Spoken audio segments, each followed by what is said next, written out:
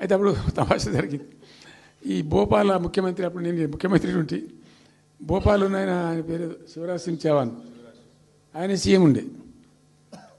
ఆయన ఆ ప్లానింగ్ అదే ఇప్పుడు నీతి ఆయోగ్ ఉంది కదా, దానిలో సబ్ కమిటీకి ఆయన చైర్మన్.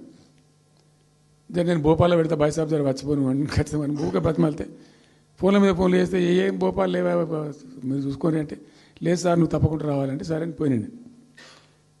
అయితే ఆడొక ఇండస్ట్రీ మినిస్టర్ ఉంది, వాళ్ళ గవర్నమెంట్కి ఉంటారు కదా మధ్యప్రదేశ్కు.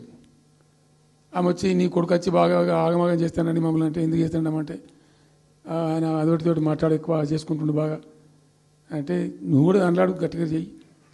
ఆమె వసుంధర రాజే చెల్లెలు, ఆమె పేరు యశోధర రాజే ఏదో అన్నది.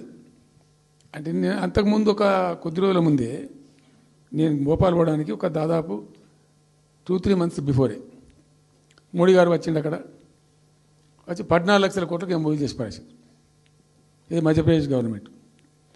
ఏంటి మొన్న 14 లక్షల కోసం చేసింది కాదమ్మా, మీకు నాకు అర్థం కాదు, నీకేం రాలేదంటావు నువ్వు. ప్రధానమంత్రి మీకు సపోర్ట్ ఉండే, మీకు పార్టీ మీకు మంచిగా నీకు ఇంత లాభం ఉంది అంటే ఓ సో బోగసాయి సాబా ఆమె నేను అతను ప్రామిస్ చెప్తాను. నేను ఐ వాజ్ షాక్డ్. అది వచ్చేదా పోయేదంత వాటిగా గ్యాసు అంటే ఈ గ్యాసులు ఎవరిని మోసం చేయడానికి ఇంత వంచిస్తారా ప్రజలను? నికరంగా వస్తే పెట్టుబడులు రావాలి కదా, కనబడతాయి కదా. ఆ పెట్టుబడులు వస్తే లాభాలు జరుగుతాయి, ఉద్యోగాలు వస్తాయి, ఫ్యాక్టరీలు వస్తాయి, అడిషనల్ ఇన్కమ్ జనరేట్ అవుతుంది, స్టేట్ గవర్నమెంట్కి జిఎస్టీ పెరుగుతుంది. ఏం లేదు, వాటిదే గ్యాసు.